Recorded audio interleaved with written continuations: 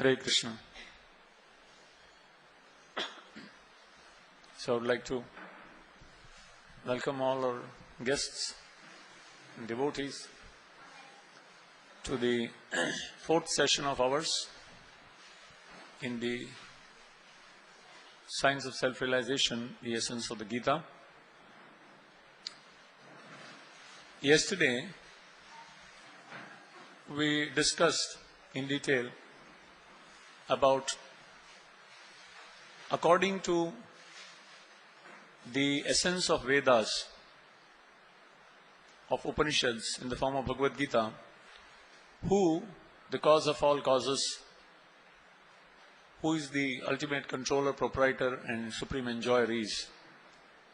And we discussed how that personality is none other than the speaker of the Bhagavad Gita, Lord Sri Krishna himself.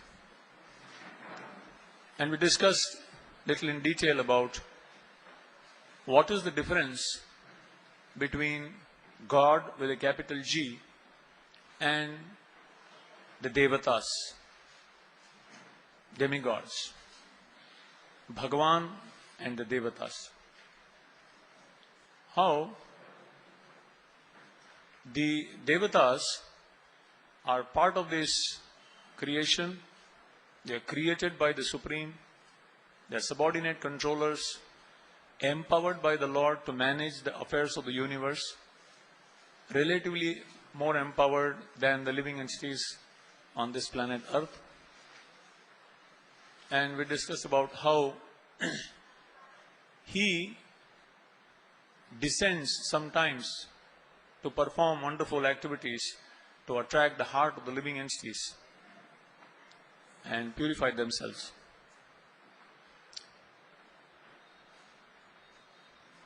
Today we will be discussing this topic about who am I for the science of soul. Because just knowing the cause of all causes is not enough.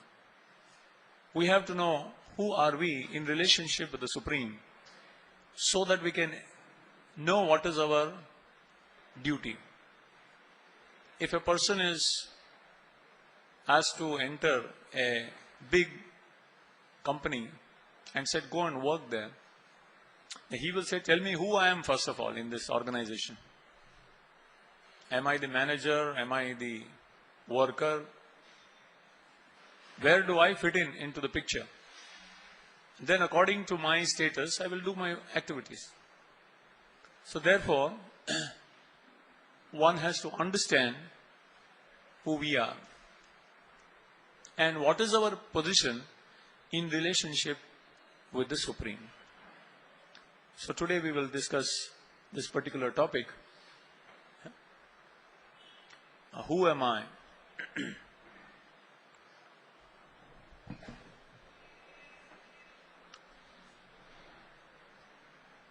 In the Bhagavad Gita, in fact in the very beginning itself,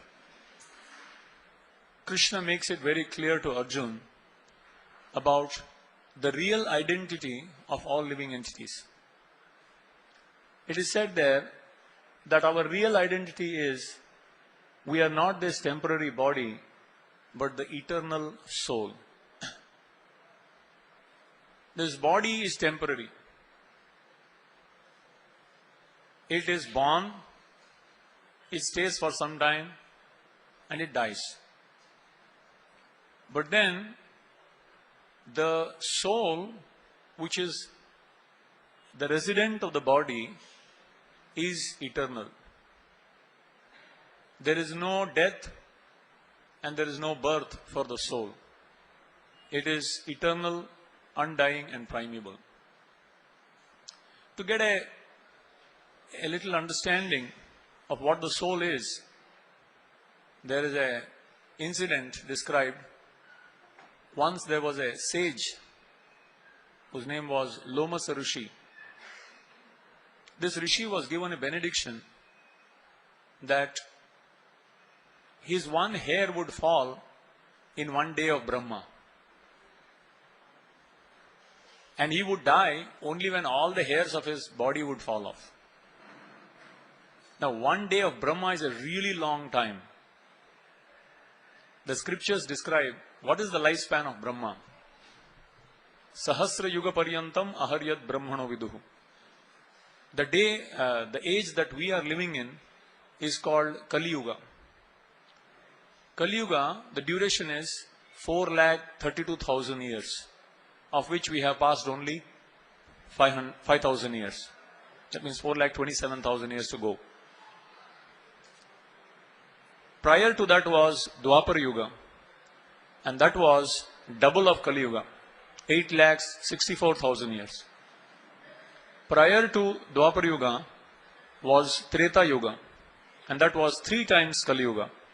That means 12,96,000.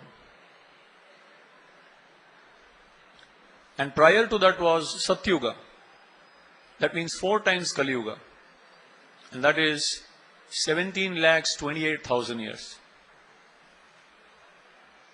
So, in order, Sat, Treta, Dwapar and Kali Yuga, they repeat itself. This cycle. This one cycle, Yuga cycle, means Satyuga 17,28,000, Treta 12,96,000, Dwapar Yuga 8,64,000 and Kali Yuga 4,32,000. This cycle is called one Yuga cycle, which comes to approximately 43 lakhs of years. Now, when 43 lakhs of years go like this, then this is one cycle.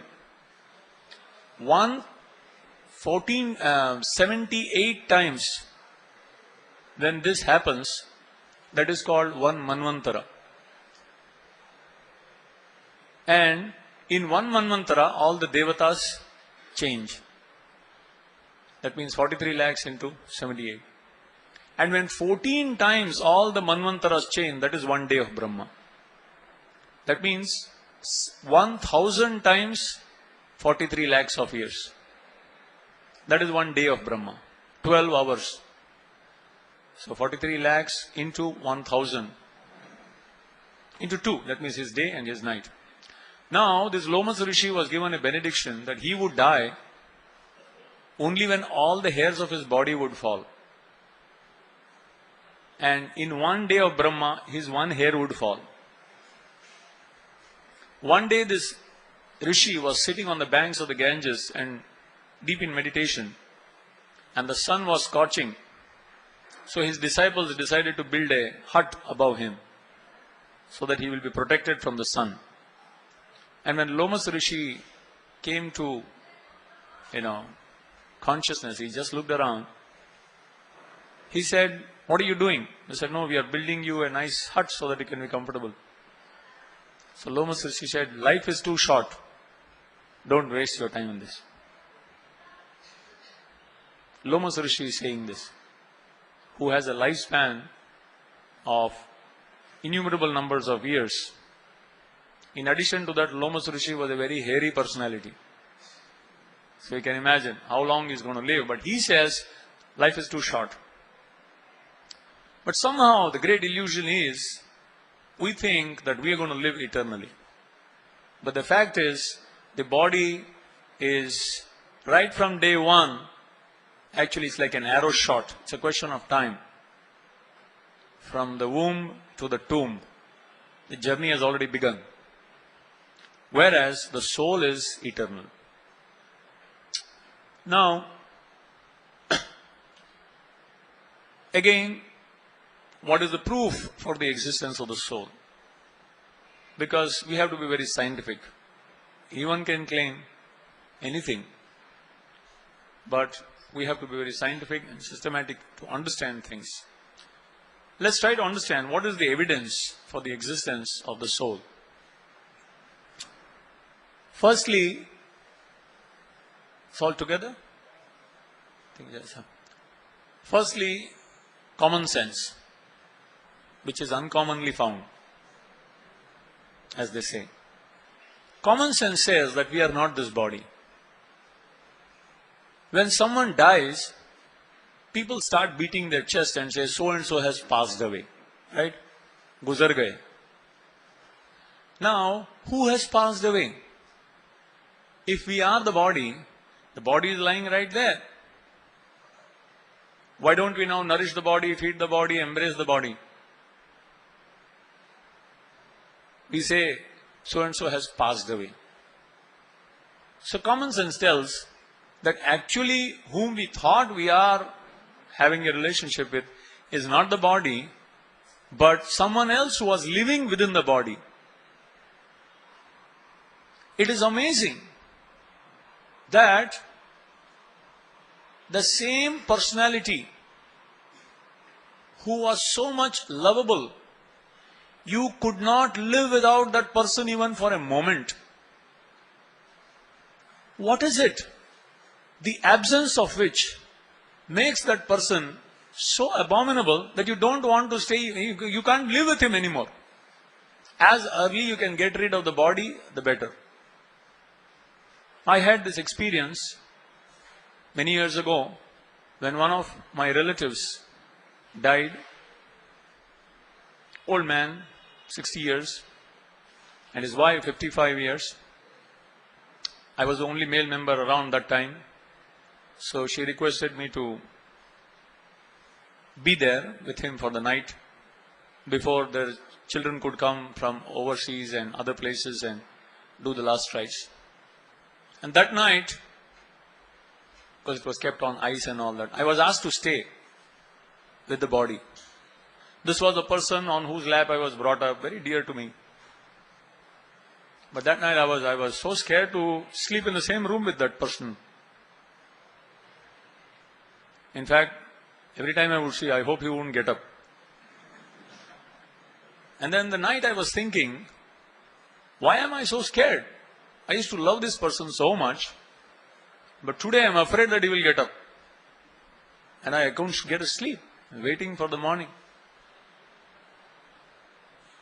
And that lady who was with him for 45 or so years, like a shadow, together, eating together, walking together, reading newspaper together, everything together.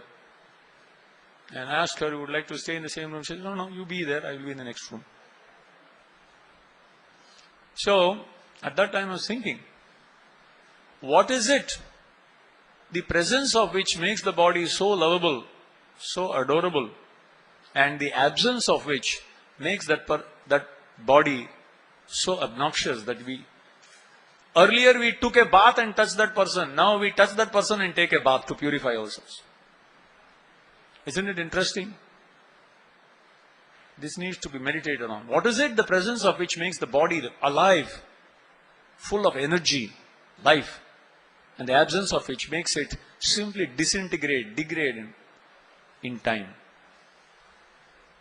That is common sense. Next is intuitive understanding. It's surprising. Very intuitively, our language indicates that we are not the body. Have you ever thought about it?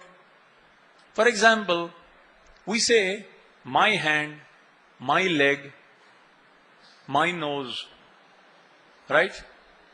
We don't say, I hand, I leg, I nose. Just like I say, this is my shawl, this is my kurta. I don't say, I shawl, I kurta. Because I know, I am not this kurta, I am not this shawl. This shawl and this kurta belongs to me.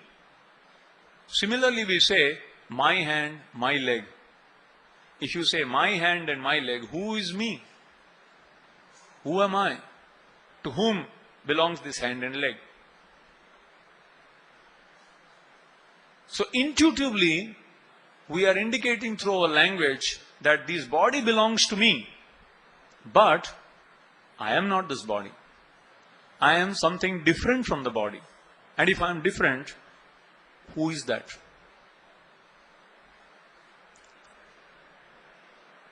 Consciousness. What is the symptom? Okay, somebody says, all right, theoretically it makes sense. But what is the proof of the existence of soul?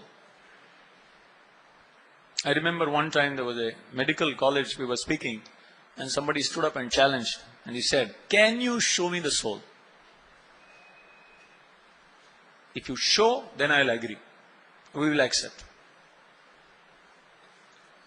Then I started to argue. I told him, there are so many things that you can't see, but you have to accept based on some symptoms. You can't see the air, but you can feel the air. There are some things we can't see through our eyes. We may feel through other senses. There are some things which we can't even feel through the senses. We have to just see the symptoms and understand. For example, I asked him, "Do you have a mind?" "Yes." "No, you have to show me. Unless you show, I won't accept."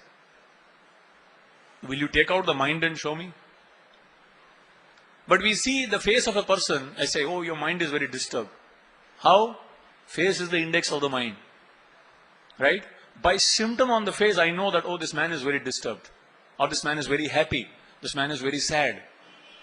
His mind is disturbed, his mind is happy, his mind is sad. We know by the symptoms, though we don't see the mind.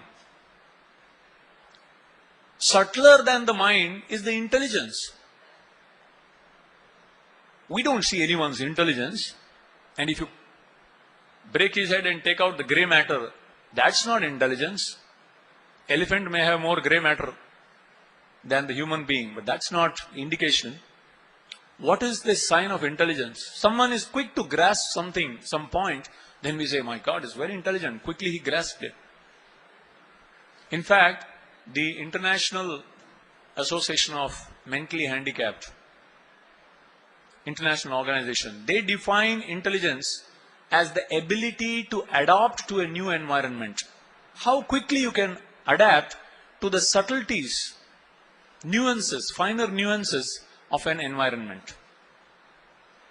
A person whose intelligence is very less, sometimes children are very mentally retarded, their growth is very retarded. To get adjusted to their own environment, they take a long time. What to speak of being introduced to a new environment? If you are put in a different culture, their eating habits are different and all that, you take a long time to, if you are smart, you can quickly understand the subtle nuances. How to talk, how to walk, how to eat, how to do things. But if you are dull, it takes time. So intelligence cannot be understood by putting it, putting your head on a scale and measuring your, no. You can understand one's intelligence, amount of intelligence, through some tests, IQ tests. That's one, how you perform on it.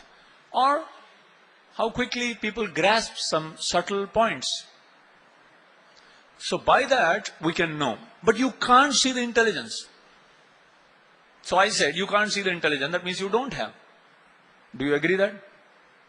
No. So the point is, when something is gross, it can be measured, seen, touched, felt, smelt, etc. But when things become more subtler, they can be known only through their symptoms. Now, if we say there is soul, what is the symptom of the soul? The symptom of soul is consciousness. Wherever you see consciousness, there must be the existence of the soul. If something, you cut off the hand of a dead body, he is not conscious. But something happens, even while we're talking, something touches, some hot thing touches, you are quick to react. Because a dead body can't react, though everything else is there. The brain is there, the heart is there, everything is there. But something is there which is not functioning, and therefore it is totally unconscious. The body is dead. There is no consciousness. In the animals, there is consciousness. In fact, even in the trees, there is consciousness. There are some trees who are very touch me not. It's called a touch me not. You touch it and immediately it's sensitive. It just closes down. There are certain trees which an insect comes, immediately it closes. They're conscious of any movement. In fact, the trees move towards the source of light, sun. If you put a sun, they grow like this. That means they're conscious of light. though it may be very dull, but the consciousness is there. The table is not conscious. The microphone or these things, a dead matter may not be conscious. But anything living, life is there, means it has soul. Wherever there is consciousness, that is a symptom of soul. There are so many studies conducted by scientists all over the world who have no background of Vedic literature, who have no understanding of existence of soul, but independently, separately, they have studied certain phenomena by which they have come to a conclusion that no, life exists even beyond the bodily platform. Many studies have been done like that. I would like to just mention 3 kinds of studies.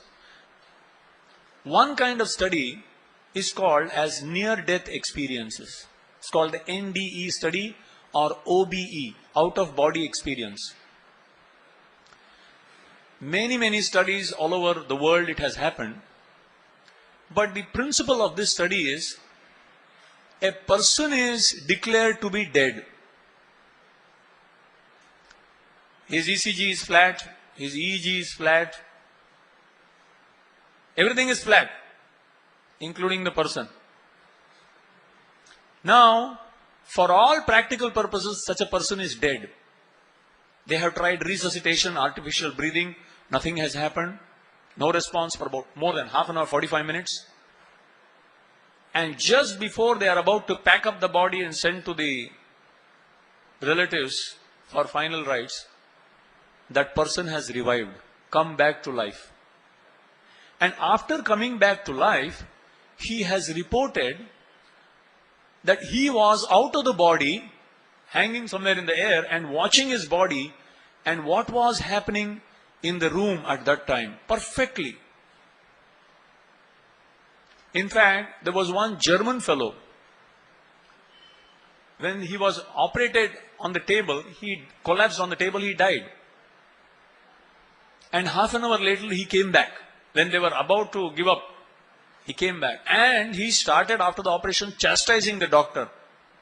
He said, I was dead and you were talking to the nurse about the golf you played this morning.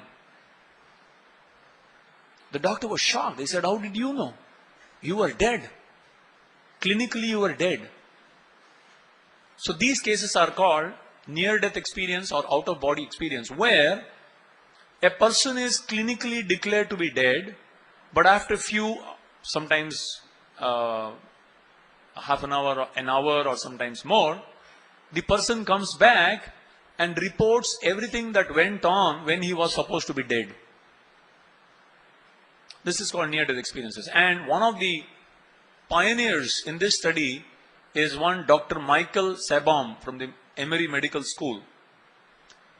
This man has studied many cases, and at the conclusion of all these studies, his conclusion is, he says that at the time of death, there is the mind that separates from the body. And he says, is the mind which separates from the body what the spiritualists are calling the soul? This is his conclusion of his study. So he says that there is the existence there beyond the bodily platform, because when the person is clinically dead, he still existed, he was watching himself from a different realm, away from the body. These are one kind of studies. The second kind of study, which indicate the existence of life beyond bodily existence, is called past life memories. Past life memory means a person dies at a particular date. Months later, a child is born some other place. And when the child grows up to be 2.5, 3 year old, he starts saying that I am so and so from this village, My husband's name is this, my wife's name is this, my children are this. I want to go back to my village. And he starts speaking in a different language which he's never exposed to perfectly, as if it is his mother tongue. Now, a 3-year-old child, you can't expect them to speak some other language perfectly. They speak perfectly the other language. And they give perfect details. And scientists of impeccable credentials, through very systematic study, ruling out all fabrications, have come to the conclusion that this person, this child, is none other than the same fellow who died so many years ago in some particular other place.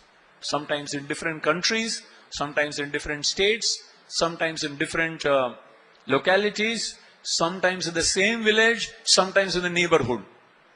Can be so close, it can be so far. I will in the slideshow discuss about many cases. But one of the pioneers in this field, past life memories, is one Dr. Ian Stevenson, professor of psychiatry at the University of Virginia. One of his students is Dr. Mrs. Satwan Pasricha. She is the associate professor of psychology at the National Institute of Mental Health and Neurosciences. This lady has studied over 400 cases. A few years back, I went to Bangalore. I met this lady. I have all the photographs of these cases, and I have the whole book of her studies. And I would like to show it in the slideshow. So many cases where children have reported that I was so and so, and given such details which no one can know. Very intimate details about the lives of the other family, which there is no chance anyone knowing, other than if that person was intimately related to the other person. So these are called past life memories. We will discuss during the slideshow. Another recent study that I came across is called astral body travel. Astral body travel means a person, through scientific ways, leaves this body, goes to some other place, experiences something, comes back and reports where he went, what he did. 2 brothers from Germany, they are doing these studies. I wanted to have the slides not been made. But we find the yogis would do this. At that time their body is dead practically, but it is stored in a place so that it doesn't decay. They go elsewhere, enter some other body, experience a different realm, they leave that and come back and enter their own body. This is called astral body travel. Or in a subtle body they go and come back. So this shows that life does exist beyond just the body. The body is not all in all. There is life even beyond the body. But however intellectual the scientists may be, however powerful their speculation may be and their studies, it's very difficult to know everything about the nature of the soul. But the scriptures give elaborate detail about what the soul is, what is the nature and characteristics of the soul. In fact, you don't have to do any research. Everything has already been done. That's the Vedas. Vedas means all the research has been done, the results are declared. So only a question of faith through proper sources you can have to access this precious knowledge. Unfortunately, if this knowledge is not systematically and scientifically presented, people think that they are mythology. But slowly people are coming back actually to the same situation and platform. So let's briefly discuss what the Bhagavad Gita says about the nature and characteristics of the soul. Yeah.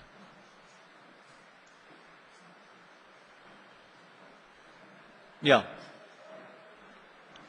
So it is described, in fact, the first few instructions of Krishna in the Bhagavad Gita actually describes about the nature of the soul. The first thing that Krishna says in the Bhagavad Gita about the soul is indestructible. Nainam chindanti shastrani, nainam dahati pavakaha, nachainam kledayantyapo, na shoshayati marutah. He says, na enam chindanti shastrani. Any kind of weapons cannot cut the soul to pieces. You can't cut the soul by any kind of weapons. Nainam chindanti shastrani. Na enam dahati pavakaha. Pavakaha means fire. No kind of fire can burn the soul. Na chainam kledayanti apaha.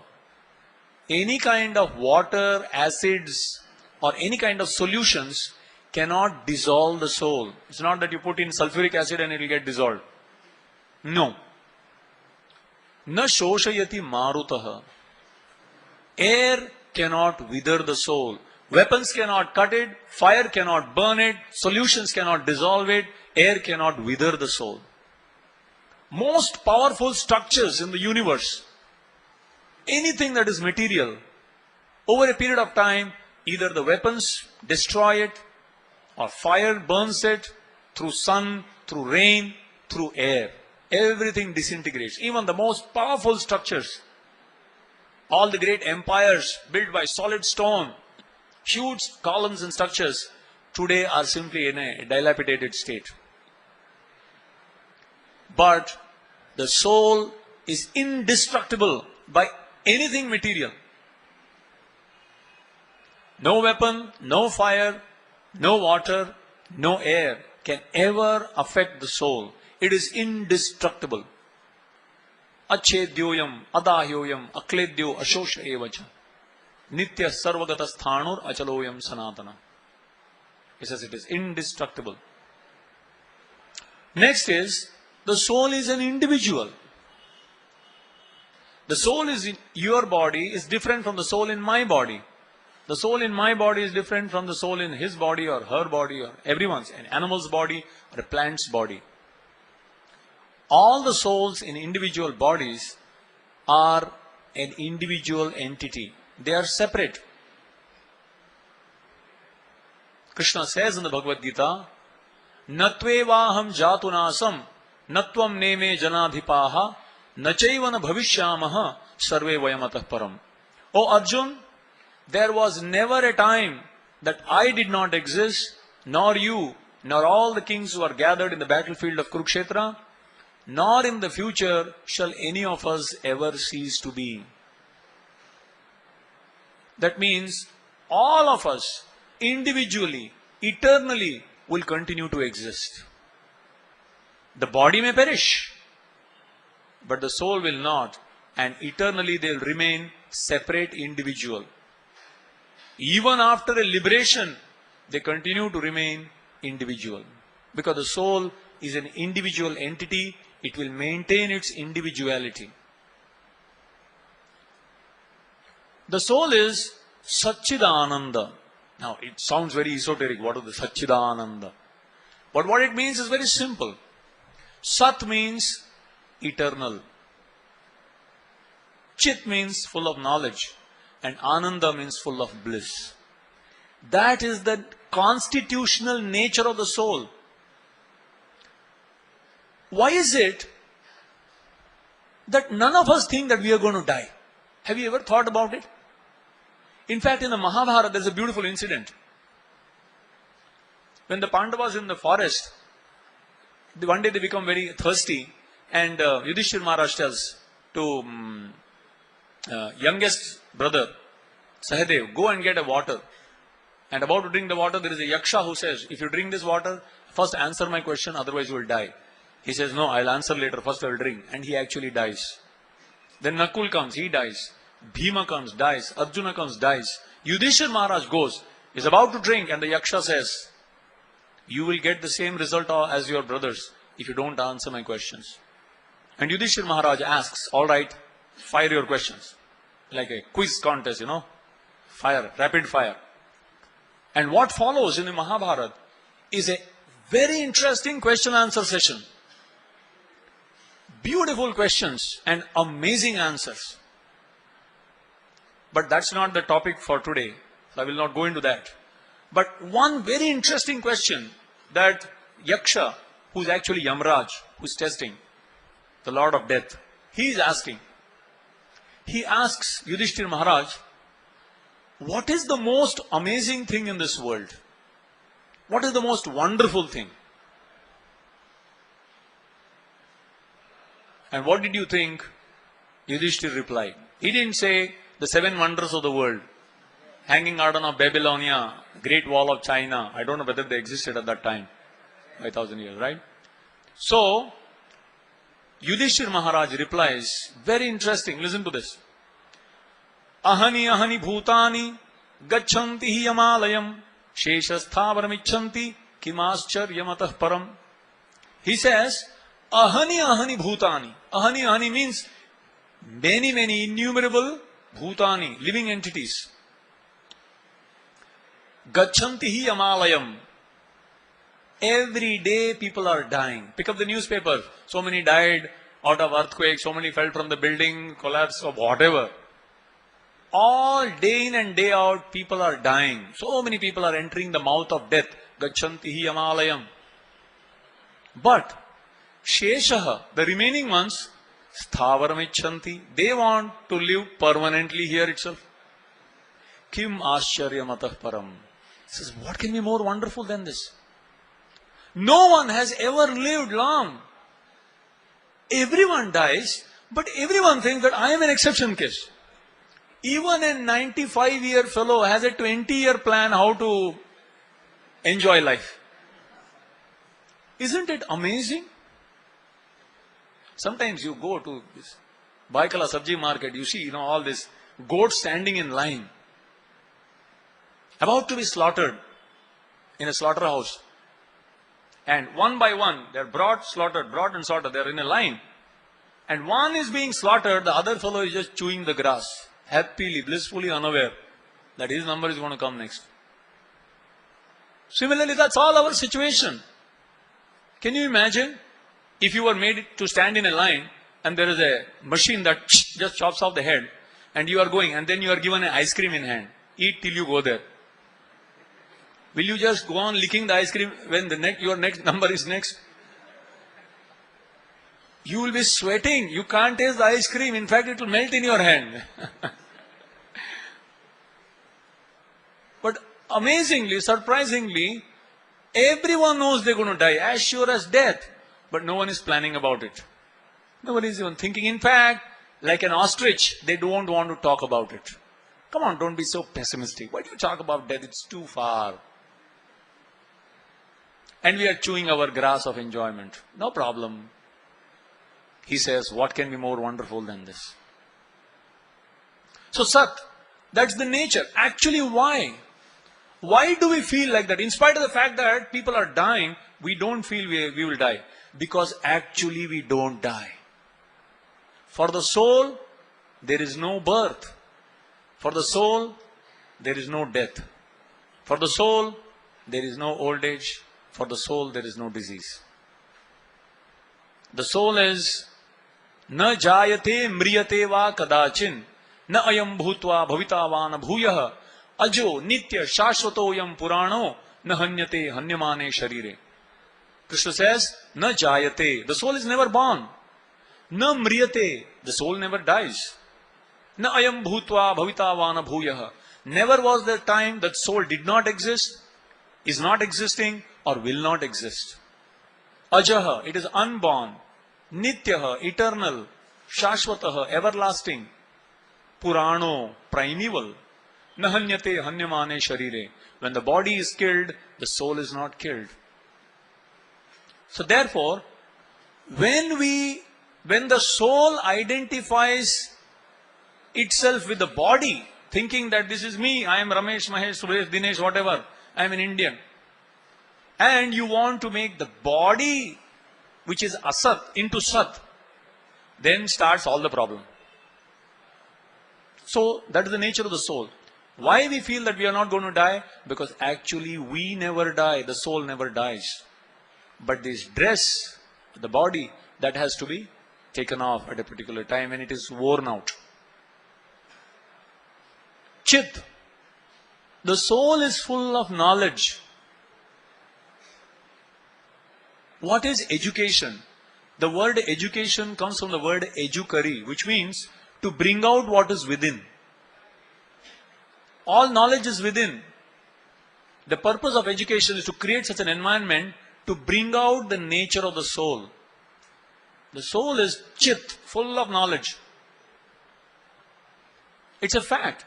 Sometimes children watch this Mahabharata serial or Ramayana serial. After watching, they come out and, when Mahabharata is going on, everyone makes bow and arrow and start shooting, or Ramayana is going on, make this bow and arrow and start shooting at each other. And when children come out and play, you know what they say? I am Ram, you are Ravan, come let us play. Or they watch Mahabharata serial, I am Arjun, you are Duryodhan, come let us play. Nobody says, I am Duryodhan and you are Arjun, come let us play. No. How do they know who is right, who is wrong? It's a natural instinct. Unfortunately, even that is curbed today in the name of education.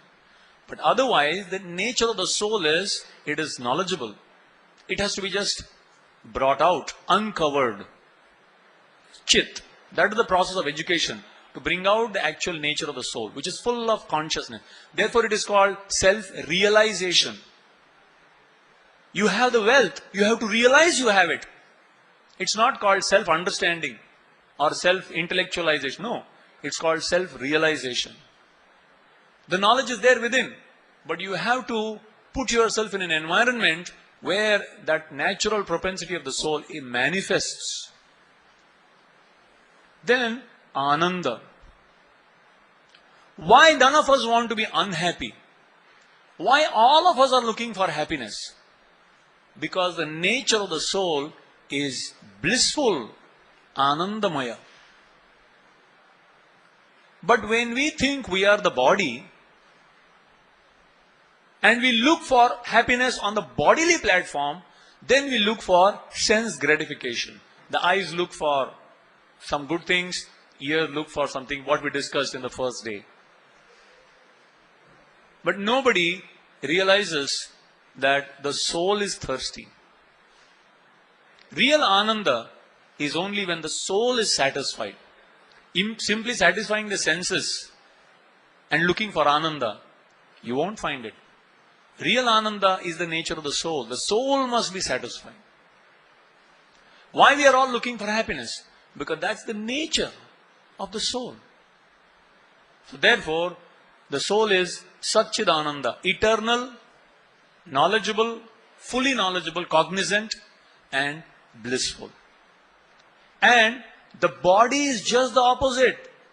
Asat, Achit and Nirananda. It is Asat, it's bound to die. Achit, it's full of ignorance. You may do PhD this lifetime. Next life you have to begin with ABCD. You can't say, last time I did PhD, Now I'll do the double PhD. Next birth. No. When you are born, it's a new slate. You have to begin from square one. And the body is a source of Nirananda, source of misery. It grows old, it gets disease, it's going to die, etc. Next.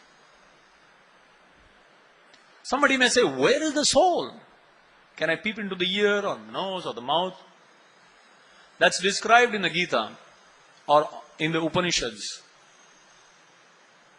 Esho anuratma chetasa veditavyo pranais chittam sarvamotam prajanam. Esho anuratma. This Atma, chetasa veditavyo. You can only know through refined intelligence. Only a refined, intelligent gentleman can understand this soul. A man with dull intelligence cannot understand this. Pranais chittam. The soul is situated in the region of the heart. Also, it's very interesting. When you love someone, you say, I love you. You don't say, I love you. Do you hold your head and say, I love you? There's something wrong if you say, you again. Why do you say, oh, it's so... When you love someone, why they show the heart? Why they don't show the brain? Why they show intestine? You say, oh, I love you. That means here. I am here and you are also here. You have a place very close to me. Right? Intuitive. It's very intuitive. So that means everything is there, but only thing is we are so dull we don't realize. Therefore, introspection, self-introspection, nature is created in such a way that if you deeply introspect, nature reveals the message of God in every element of creation. But we have become so busy in just eating, sleeping, mating and defending that we don't see the beautiful creation and the miracles and the message that is being sent by the Lord. So, pranai chittam sarvamotam prajanam. Actually, the soul is situated in the region of the heart.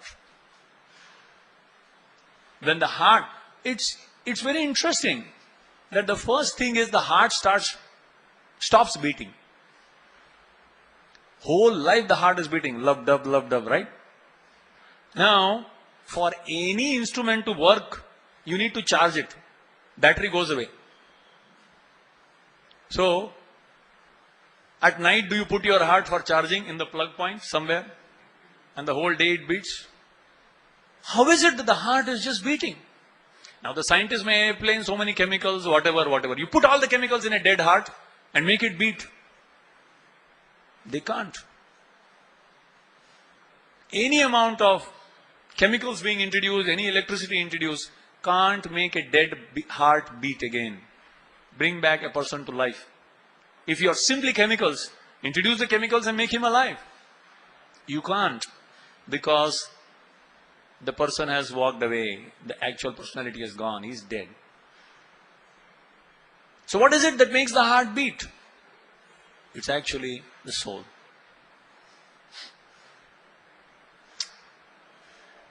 The soul changes bodies. Dehinosmin yatha dehe kaumaram yauvanam jara tatha dehantar praptir dhiras tatra muhyati. The Gita says, Dehinaha asmin yatha dehe. This body is called Deha. And the resident of the body is called Dehi. So there are two things, Deha and Dehi. So Krishna says in the Gita, Dehinaha asmin yatha dehe. In this body, the soul is there, but the body is changing. What to speak of? You may say, I don't know who is able to see whether after death we change body. Forget about that. Even within this body, we are changing our bodies every few years. Kaumaram. We were all young children, small, few pounds. Then we became boys or girls. Then we became adolescents. Then we became adults. Then we grow old. Then we die. Every 7 years, the medical science is confirmed, not one cell of the body remains the same. Did you know this? Not one cell of the body is the same. Every 7 years, you have a new model. But somehow, you don't think you have changed. Some relatives and comes, oh, you've grown so big. I never realized. But then we don't feel like that, because actually we are the same. But the body is changing. It's growing, as we were discussing yesterday. In the beginning stage, youth, the growth rate is fast and the decay rate is lesser, because the model is new. Just like a new model car. No repairs. First few years you can enjoy. But afterwards, repairs are more and the maintenance, and the facility is less. Then you dispose of the car. Initially, the growth is more of cells, because it is a fresh body. And decay is less. Therefore, there is growth. At middle age, the growth rate and the decay rate is common. Therefore, there is stability. As we grow old, the decay rate is faster and the growth rate becomes lesser. That's why, when old people get fractured, very difficult to, for them to get to repair it. Whereas young children, they have, every few days they have plasters here and there. But, immediately it's all right. Because the growth is there. The body is always changing. Growth is happening. Decay is happening. But we don't feel that because we don't change. The soul, the real self doesn't change.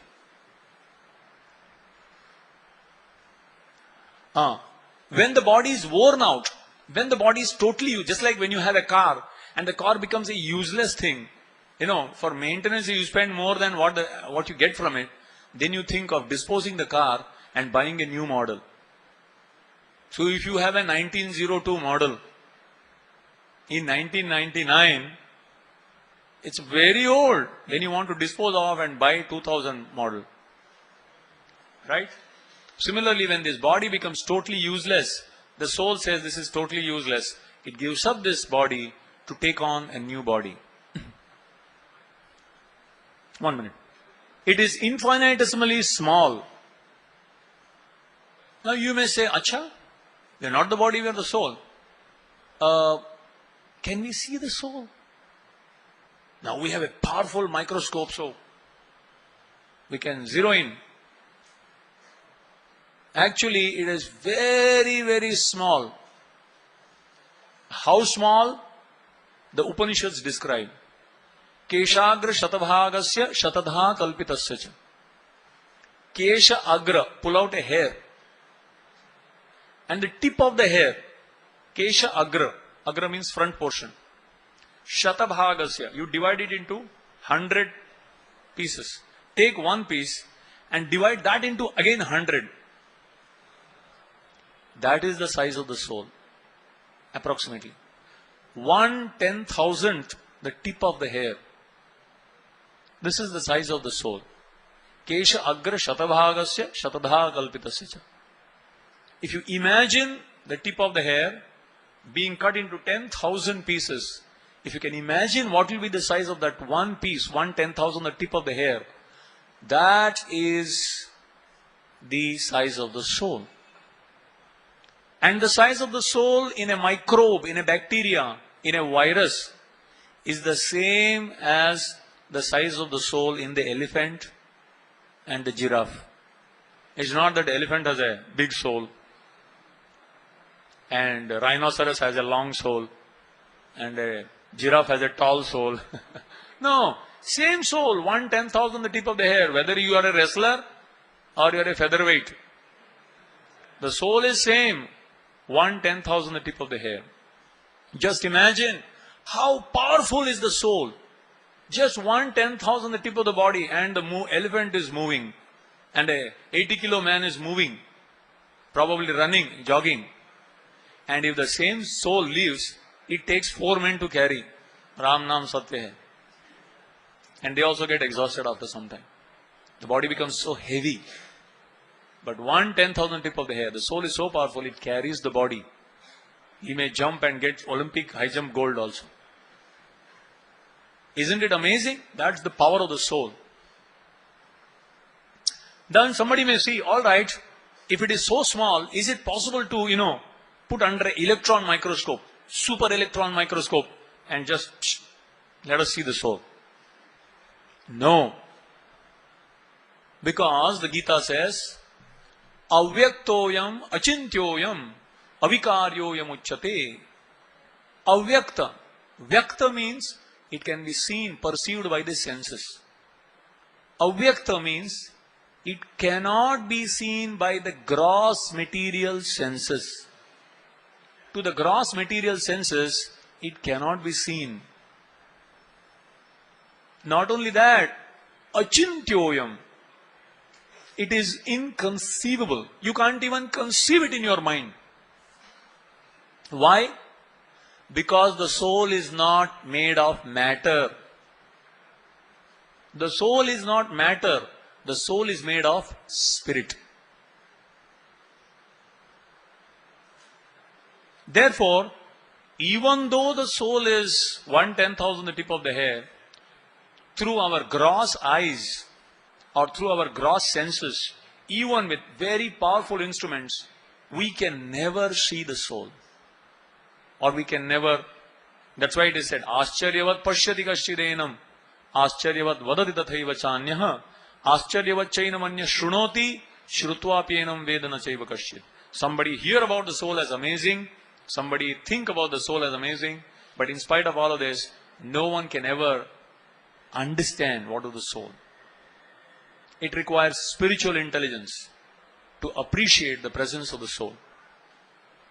It is not matter, it is spirit. Then you may say, what is the difference? What is the difference between matter and spirit? Go to the next. Yeah, one. So, actually, the difference is very simple. Matter can be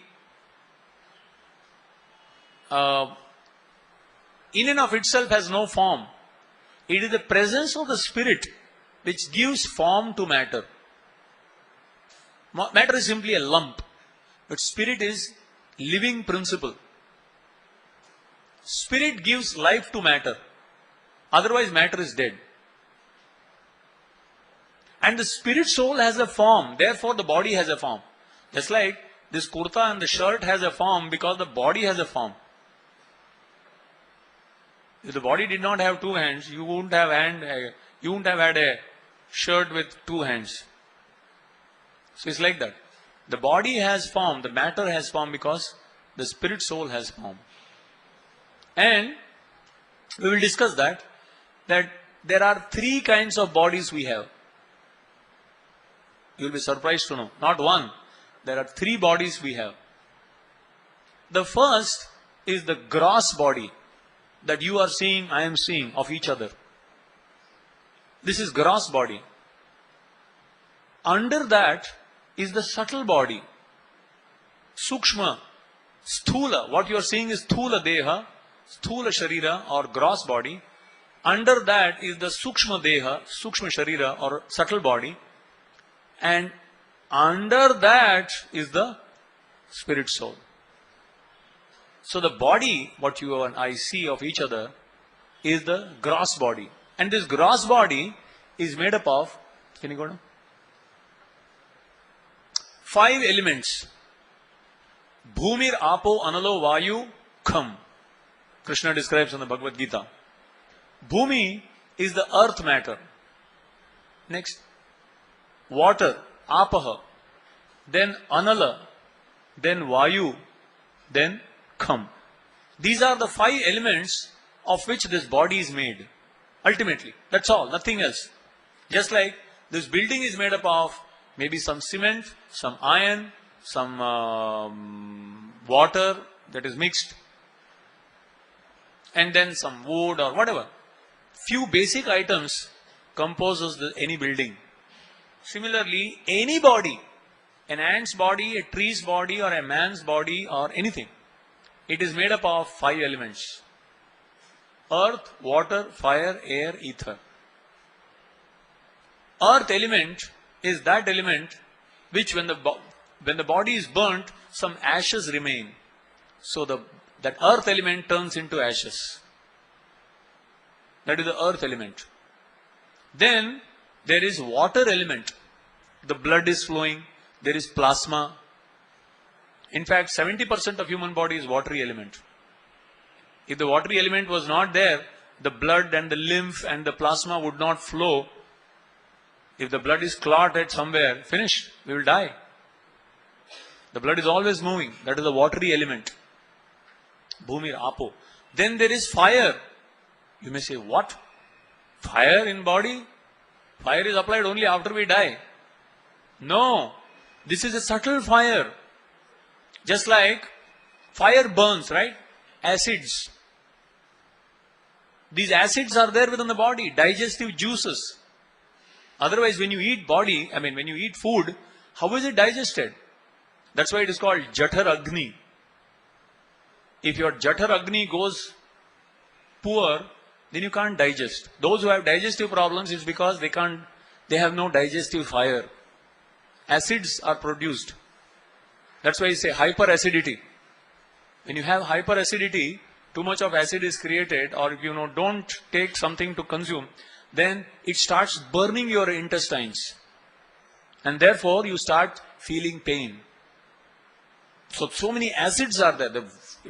Actually, the body is like an oven. That's why you put a thermometer 98.6.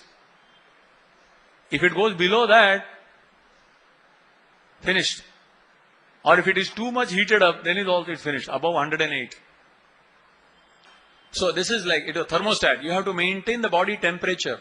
And temperature means there is a fire. Without fire, how can there be body temperature? So it's like an oven. Fire is always going on. It should not cool down. That's why we put sweater, etc. in cold, so that we don't become too cold. The body temperature shouldn't fall down. Or when there is too much fire, then you apply ice cold water to bring the fire to a particular level. Otherwise it burns. So this is the fiery element. Bhumi, Apo, Analo. Then there is Vayu, air. Air element is there, Prana, Apana, Vyana, Udana, Samana. There are 5 kinds of air. Pancha Prana. And these, as long as these kinds of airs are moving properly, everything is moving smoothly. If there is a disturbance, Vata Roga, where the air is disturbed, then the movement is disturbed. Sometimes you have these hydraulic doors, they move smoothly. Otherwise you just leave it and it hits back. So the movement of the body is due to the balancing of the 5 kinds of airs. Upgoing air, downgoing air, and things like this. So if these 5 kinds of airs, pranayam, why do we do pranayam? To maintain the balance. If you don't maintain the balance, then you have problems in the body. So Bhumir, Apo, Analo, Vayu, then there is Kham, ether, ethereal element, space. Inter and intracellular space is occupied by this ether element. The body occupies some space, that's called ether element. So in this way, the gross body that we see is made up of earth, water, fire, air and ether. But there is also a subtle body.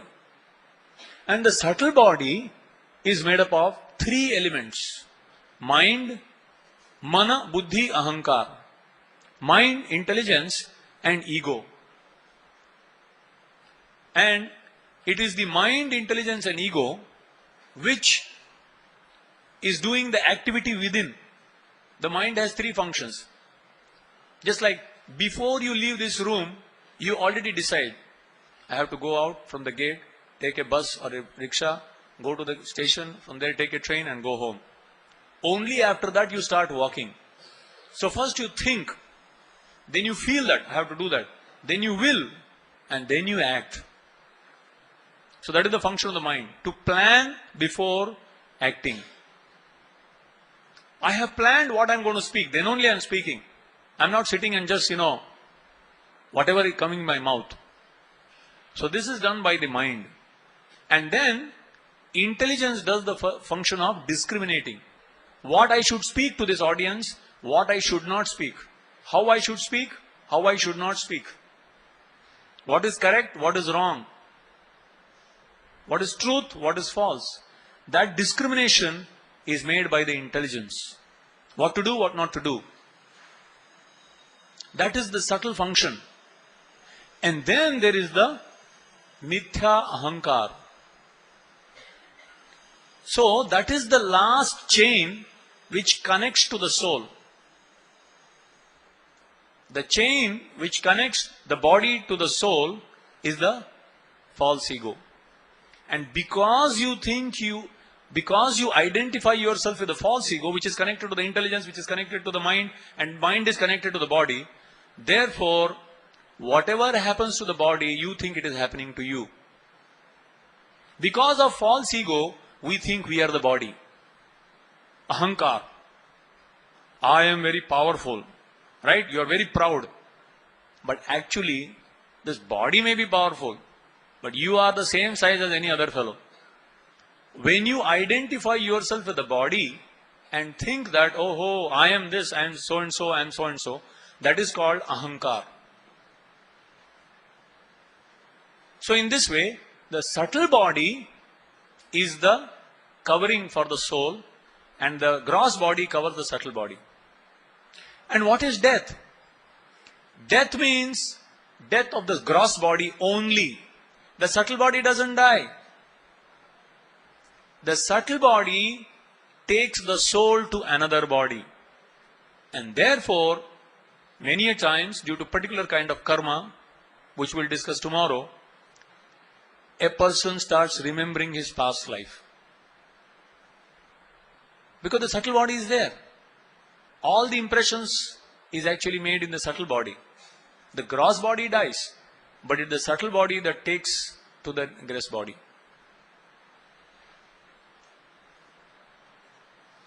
And till you find a subtle body, you are in a in-between state. That's a ghostly existence. Ghostly existence means there is no gross body and the subtle body is looking for a suitable gross body. So in this way, the body can be divided into two, gross and subtle, and then there is the soul. So this is matter, gross to subtle, but all this is matter, whereas spirit soul is completely spiritual, eternal, full of knowledge and blissful. Next. Yeah. Now somebody may ask, is it possible that once technology advances, we can start creating human beings?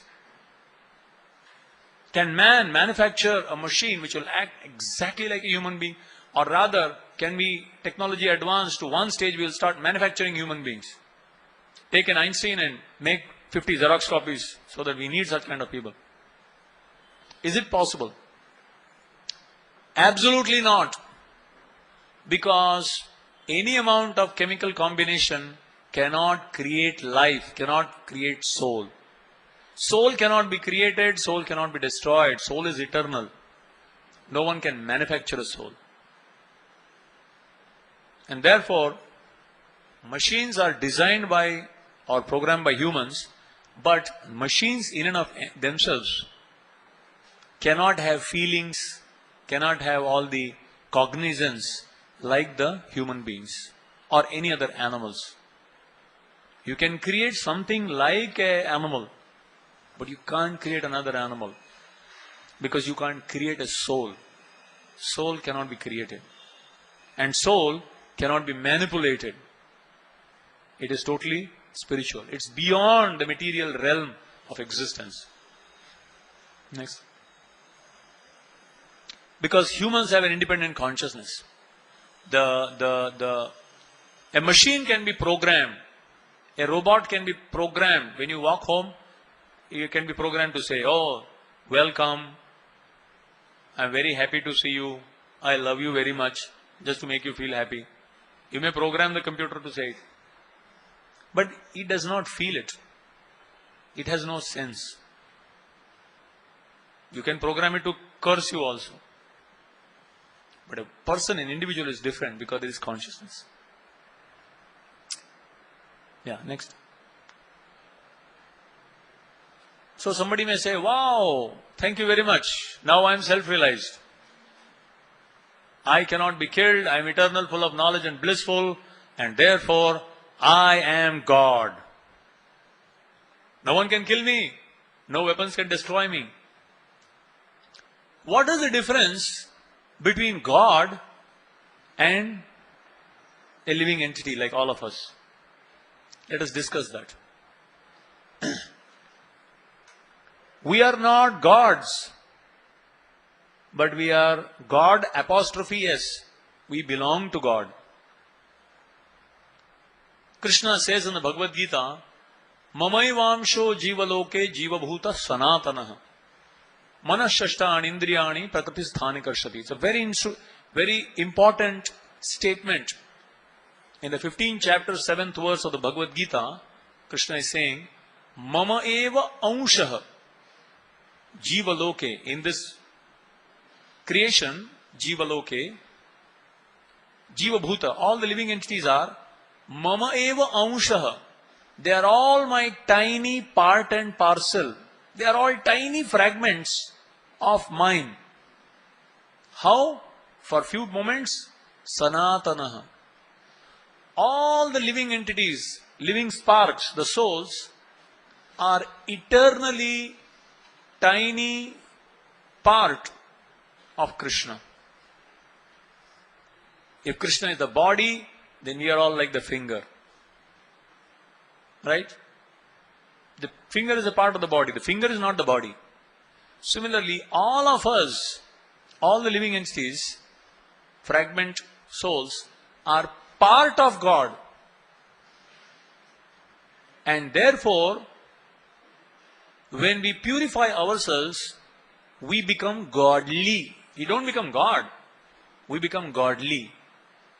And the more we get covered over by matter, in thinking that I am this body, we become ungodly. Lust, anger, envy, everything takes over. So therefore, we have to realize we are not the body, we are the soul, and the soul is part of God. And if it is part of God, it has to serve God. Just like if the finger wants to be happy, it can't put itself in a bucket of halwa and say, I will enjoy this. The finger has to take the food and put it into the stomach. If all the body parts cooperate to feed the stomach, then everyone becomes happy. All the body parts becomes nourished. So all the living entities are meant to serve God because they are His parts. The part is meant to serve the whole. That is called self-realization. To realize we are not the body, we are the soul. That is first step. The second step is to realize that the soul is part of God. And if we are part of God, we have to serve God. We can never become God. It's not that once you become self-realized, you become God. No. After self-realization, you become godly. One in quality, but not in quantity. Next. What is the difference between soul and God?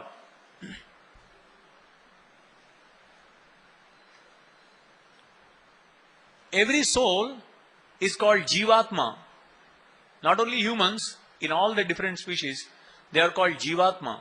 One tiny spark. Whereas God is called Paramatma. Param Atma. He is a super soul. Or he is big. We are small and he is very big. That is the difference. Next. Yeah, we are Anu and he is Vibhu. He is infinite and we are infinitely small. Very, very infinitesimal.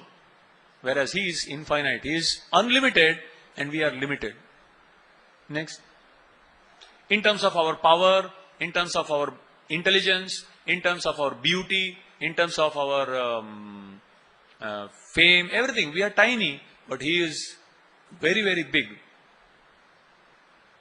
We are cognizant of our own body. Yeah. We are cognizant of our own body. Right? If my toe is aching, I am aware. If my stomach is aching, I am aware. But you are not aware of what's happening in my body.